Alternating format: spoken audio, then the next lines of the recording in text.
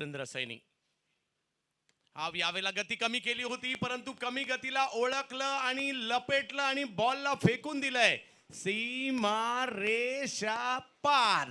रोहित यांनी यावेळेला पुन्हा आता मात्र पायावर करण्याचा प्रयत्न राहिला आणि त्याला दिशा दिली, वळवला बॉल, पाठवला पुन्हा एकदा सीमारेषेच्या पलीकडे.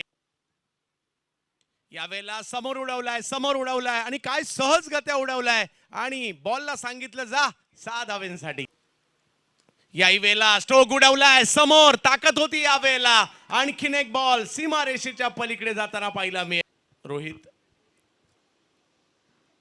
पुन्हा एकदा तेच रिझल्ट तोच आणि अगदी आता लांब लांब लांब लांब लचरला 29 वर पाठवलंय. याही वेळेला आ रा रा रा रा रा रा रा रा रा खतरनाक काय मारलाय, काय बनवलाय. याही वेळेला पुन्हा समोर खेळले, आता तर हलूही दिलेलं नाहीये आणि सांगितले पुन्हा एकदा बॉलला जा 4 धावांसाठी.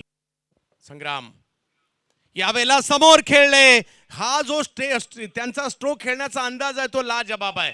अगदी लॉंग ऑन